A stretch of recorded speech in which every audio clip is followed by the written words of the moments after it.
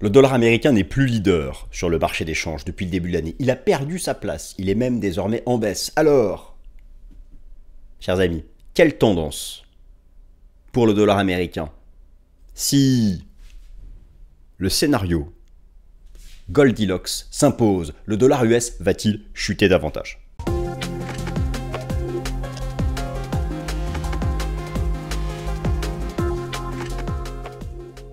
Alors chers amis, je suis ravi de vous retrouver pour la nouvelle édition du Fast and Forex. Nouveau matériel, j'espère que la qualité du son, vous la jugez meilleure, avec ce micro Rode.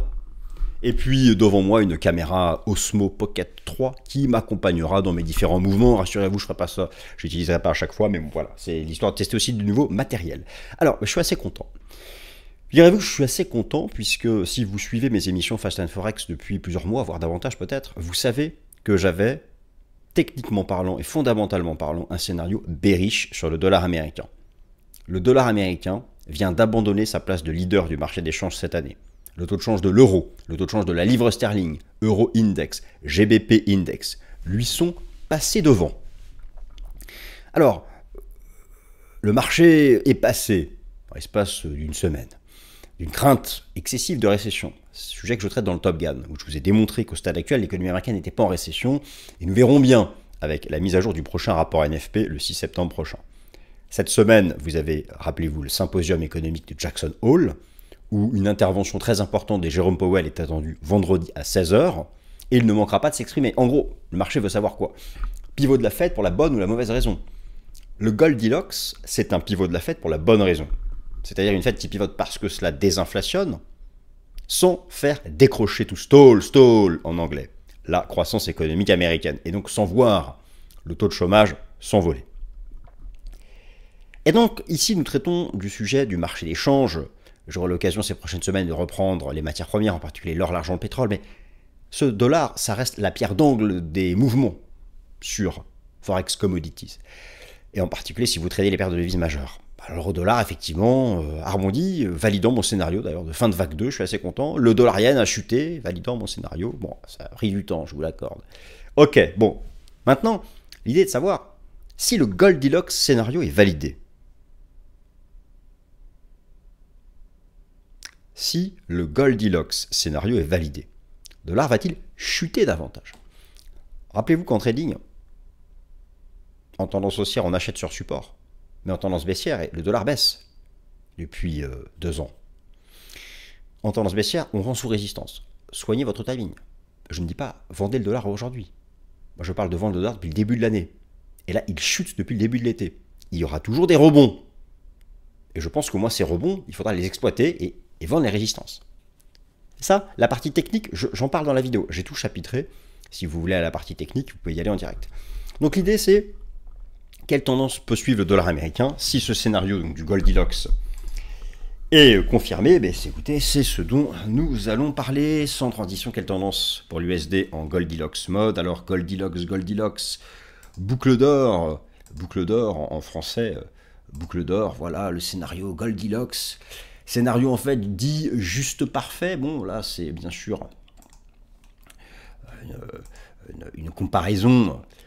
Bon, scénario juste parfait de quoi? Un scénario dit juste à point. Ok, très bien. Bon, bien. Mais juste à point de quoi? Pour l'instant, le marché est versatile. Le marché est versatile. Début août, un rapport NFP trompeur est mis à jour, puisque entre-temps, toutes les statistiques d'activité publiées sont allées à contre-courant du message que dévoilait le rapport NFP. Et encore, le rapport NFP, oui, le taux de chômage a atteint 4,3% de la population active, mais si on regarde en détail, il n'y avait pas de dégradation structurelle. Ça va peut-être venir, mais pour l'instant, c'est une dégradation conjoncturelle. Il y a des phénomènes de saisonnalité. Mais en fait, la seule chose qui compte, c'est lui, là, ici, Jay Powell, Jérôme. La seule chose qui compte au fond, le marché peut penser ce qu'il veut, le marché il est versatile, il change d'avis toutes les semaines. Bon, quoique le dollar baisse depuis le début de l'été. Non, en fait, ce qui compte, c'est ce qu'en pense Jérôme Powell. Au stade actuel, à chaque fois qu'un membre de la Fed prend la parole, il exprime sa confiance dans la résilience du marché du travail américain et dans la poursuite de la désinflation. Les récentes mises à jour, pour l'instant, semblent valider ce scénario. Alors maintenant, quid du dollar américain? Est-ce que nécessairement avec du Goldilocks, le dollar baisse ou pas? C'est le sujet donc que nous traitons. Le dollar américain corrige sur le marché d'échange depuis le début de l'été, donc je parle bien sûr de tout ce mouvement-là. Ici, le dollar américain face à un panier de devises. La partie technique, j'y viens plus tard dans la vidéo. Tout ce mouvement de correction des 106 points au 101, donc qui se traduit par cette phase haussière de l'euro-dollar. Et je suis assez content puisque je vous avais proposé une stratégie d'achat dans le bas de la pattern que j'estimais être une fin de vague 2. Ok, très bien. Bon, ça, la partie technique, je vais y venir un peu plus tard. L'idée est de savoir donc si ce dollar a perdu sa place de leader sur le FX, en Goldilocks mode, le dollar va-t-il chuter davantage d'ici la fin de l'année? Première partie, Goldilocks scénario, c'est quoi? Deuxième partie, effectivement, oui, le Goldilocks a un effet baissier sur le dollar américain, en tout cas en interprétation absolue, car n'oubliez pas que sur le marché d'échange, tout est relatif. Oui, forcément, si l'euro était mis sous pression, pour des raisons structurelles, bon, là, dans ces cas-là, le taux de change de l'euro-dollar aurait du mal à monter. S'il y avait un choc politique au sein de la zone euro, mais ça, je parle là moi, de la partie absolue, et en mettant de côté ces chocs exceptionnels, par exemple pour la zone euro, effectivement, si le Goldilocks s'impose aux States, c'est baissier pour l'USD, et donc haussier, poursuite de la tendance haussière pour l'euro-dollar. C'est pour ça que c'est très important et que les prochaines mises à jour de l'inflation US, le PCE, à la fin du mois, avant la Fed prend une décision de politique monétaire le 18 septembre, où tout le monde attend le pivot. Il reste un PCE, un CPI, un NFP, rapport NFP Non-Farm Payrolls, le rapport sur le marché du travail. Ces chiffres seront très importants.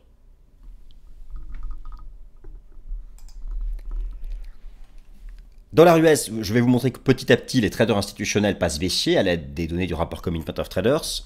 Dollar américain, mon scénario technique de fin d'année et un point technique sur euro-dollar et USD-Yen. Voilà donc le plan de cette émission. Et donc nous attaquons.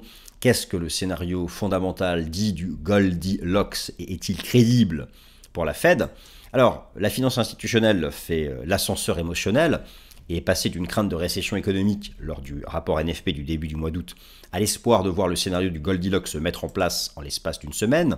Cette résurgence du mode Goldilocks a eu un impact haussier sur le S&P 500 et les marchés actions en général. Sur le marché d'échange, une tendance baissière s'observe sur le dollar américain face à un panier de devises. Et donc je peux déjà vous annoncer que le dollar a perdu sa place de leader sur le marché d'échange.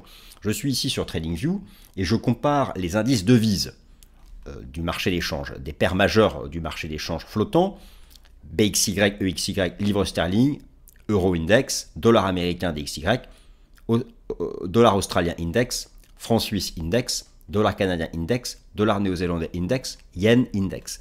Et regardez donc le DXY, non seulement il vient de passer en territoire négatif pour la première fois depuis le début de l'année, et désormais depuis le début de l'année, le taux de change de la livre sterling et le taux de change de l'euro sont leaders, et donc dépasse le dollar américain. Ça, c'est donc une véritable nouveauté, et cela est en lien direct avec ce scénario ce scénario fondamental qui essaye de s'imposer, qui est donc le scénario du Goldilocks. Donc il y a une vraie rupture qui intervient actuellement sur le marché d'échange.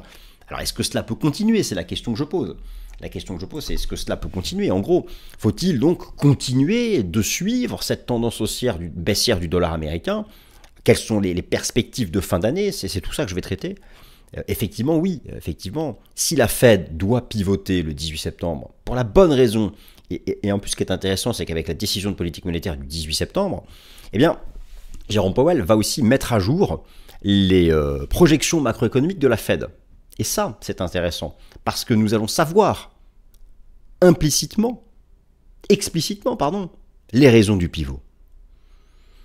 Et en fait, le scénario idéal, ce serait un taux de chômage qui baisse à nouveau à 4,2 ou 4,1% de la population active lors de la mise à jour du NFP le 6 septembre prochain, et qu'entre-temps, la désinflation se poursuit.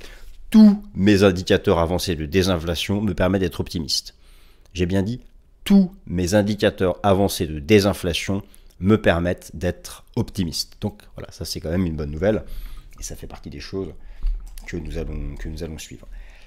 Alors, le scénario du Goldilocks, c'est quoi? Il s'agit donc du scénario fondamental parfait qui combine la poursuite de la désinflation nominale et sous-jacente avec une croissance économique assez ferme pour maintenir un taux de chômage bas. Dans le cas de figure du Goldilocks, la Réserve fédérale peut alors pivoter pour la bonne raison. Et donc, nous attendons à Jackson Hole cette semaine. Vous avez donc le symposium économique de Jackson Hole. Et nous attendons une prise de parole de Jérôme Powell. Donc ça, c'est vraiment important à suivre. Jérôme Powell est attendu en prise de parole vendredi à 16 h. Alors, va-t-il nous dire qu'il attend les prochaines mises à jour possibles? Ou va-t-il ouvrir le chemin d'un pivot pour la bonne raison? Certainement que là, il est déjà en train de préparer son discours et de bien choisir ses mots. N'oubliez pas, le verbe, les mots sont le premier instrument de politique monétaire. Alors, Goldilocks a un effet baissier sur le dollar US car les taux vont baisser sans récession économique. Effectivement, c'est la question qu'on peut se poser et je vous propose ici donc ce petit résumé. Pourquoi Goldilocks a un effet baissier sur le dollar US? Parce que d'une part, le Goldilocks, c'est, en termes de conséquences, la baisse des taux obligataires américains. Très bien. Sur le marché d'échange, le dollar a un statut qui est qu'en cas de récession économique globale, ou du moins occidentale, il attire les capitaux du fait de son aspect refuge. Mais s'il n'y a pas de récession, les capitaux internationaux, et même les capitaux états-uniens, ont tendance à revenir se diriger en particulier vers les actifs européens. Ce qui apporte du soutien au taux de change euro-dollar. Donc, une désinflation sans récession, c'est baissier pour le dollar américain et haussier pour les devises européennes. Maintenant, voilà, pour que la hausse du taux euro-dollar et du taux GBP-USD se poursuive, et que la baisse du taux USD-Yen se poursuive, il faut confirmer l'ancrage du scénario Goldilocks. Et ça, cela se fera ou pas avec la mise à jour des prochaines données macroéconomiques.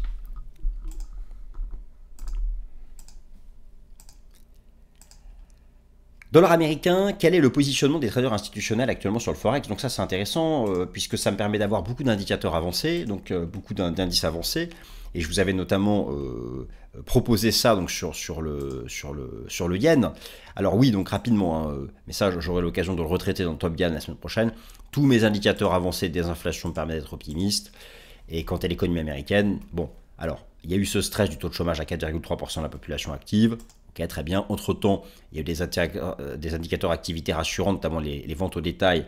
Ça représente la consommation des ménages, hein, c'est quand même 80% du PIB américain. Les indicateurs avancés, le secteur des services sont toujours en expansion, c'est 80% du PIB US, la consommation c'est 70%, pardon. Les inscriptions hebdomadaires au chômage qui repartent au sud, bon, bref. Il y a des éléments donc intéressants. Alors, je vous avais notamment parlé de ça pour l'USD-Yen, en vous avertissant, attention du risque de chute de l'USD-Yen. Comment j'avais vu cela? Eh bien, c'est en utilisant les données institutionnelles. Pour cela, vous pouvez vous tourner vers le rapport Commitment of Traders, COT Report, qui est mis à jour chaque vendredi. Et donc, ça va nous permettre de savoir, en allant dans la catégorie Foreign Exchange, ici Forex, quel est le positionnement donc, des traders, quel est le positionnement des traders d'asset management, donc ici Asset Manager, et des traders de hedge funds, c'est la catégorie leverage sur le dollar. Alors, si on prend d'abord le taux de change euro-dollar, les asset managers, vous avez donc en bleu l'histogramme des achats, en orange l'histogramme des ventes. Et en jaune, vous avez la net position, la différence. Si la net position est supérieure à 0, c'est qu'il y a plus d'achats que de vendeurs. Ce qui est actuellement le cas sur l'euro-dollar. Mais ce qui compte en fait, c'est la direction. Si la courbe jaune monte, c'est qu'il y a de plus en plus d'achats relativement aux ventes. Dans les phases haussières de l'euro-dollar, si vous prenez par exemple les anciennes phases haussières de l'euro-dollar, notamment cette phase ici, cela avait bien été accompagné par une envolée de la position nette. Et donc pour être certain que nous ne sommes pas dans un piège, pour être certain, pour avoir la confirmation que l'euro-dollar est vraiment en train de sortir par le haut de cette pattern, il faut une remontée de la position nette institutionnelle. Il y a le début de quelque chose, nous sommes ici dans cette zone basse, mais il faudrait casser à la hausse ce sommet. Et donc si la position nette institutionnelle venait casser à la hausse au sommet, cela viendrait confirmer les breakouts ici que fait l'euro-dollar.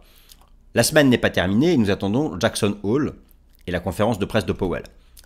Pour vraiment valider une hausse de l'euro-dollar, il faut une cassure haussière hebdomadaire des indices 30.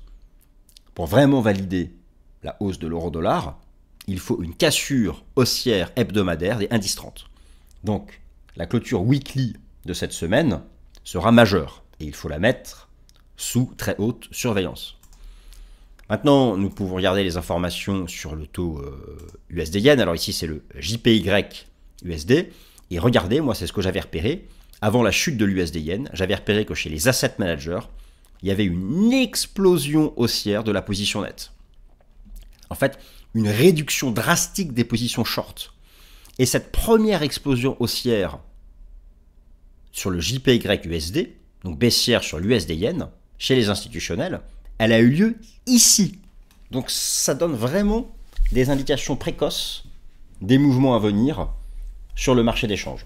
C'est pour ça que moi j'aime beaucoup utiliser ce rapport Commitment of Traders, qui me paraît donc vraiment, vraiment convaincant. Donc prochaine mise à jour du rapport Commitment of Traders, ce sera ce vendredi et il faudra être très attentif à l'évolution de la position nette chez les asset managers, donc sur le taux de change euro-dollar. Dollar US, mon scénario technique de fin d'année. Alors là, je vais vous redécrire mon scénario technique de fin d'année sur le dollar américain, que vous connaissez. J'ai donc toujours défendu une vague B. A, B, C. Et je pense que ma vague C va se déployer en 2025. Maintenant, l'idée était de savoir, est-ce que la B était finie ou pas? Alors, soit la B est un triangle, et donc on fait une petite A, une petite B, une petite C, une petite D, et il manquerait une petite E. C'est pour ça qu'il faut être prudent. Soit la B est déjà terminée ici, 5, 3, 5, et là on serait déjà dans la C dans laquelle on a 5 vagues, une 1, une 2, et nous serions dans la 3 de la C.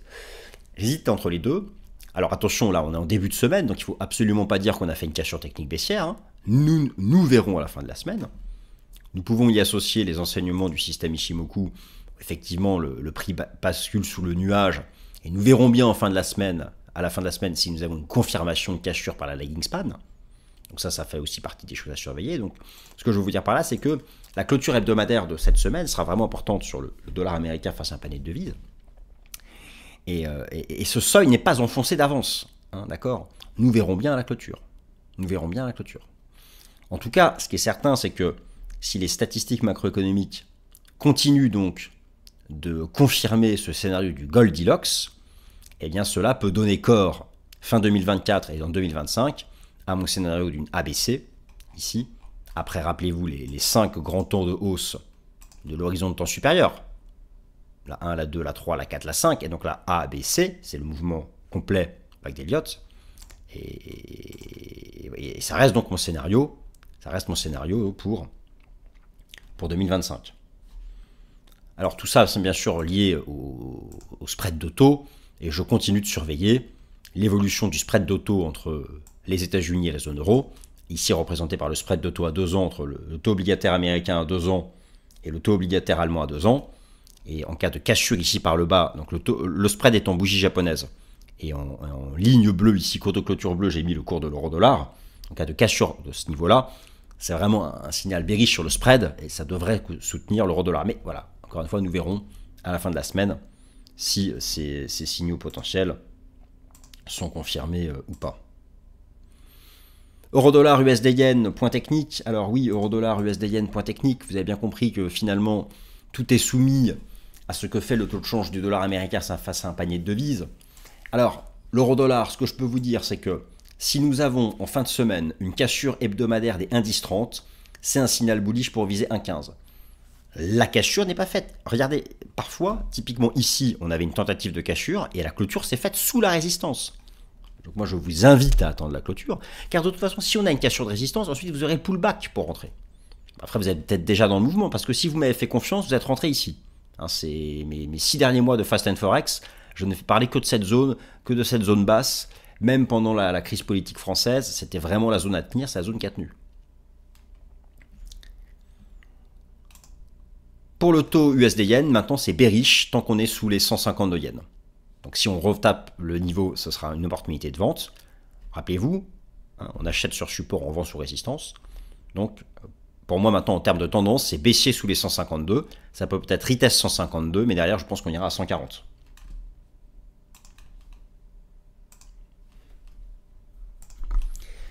Voilà chers amis, ainsi s'achève cette nouvelle édition du Fast and Forex. J'espère que ça vous a plu. Merci à toutes et à tous de votre attention. Merci.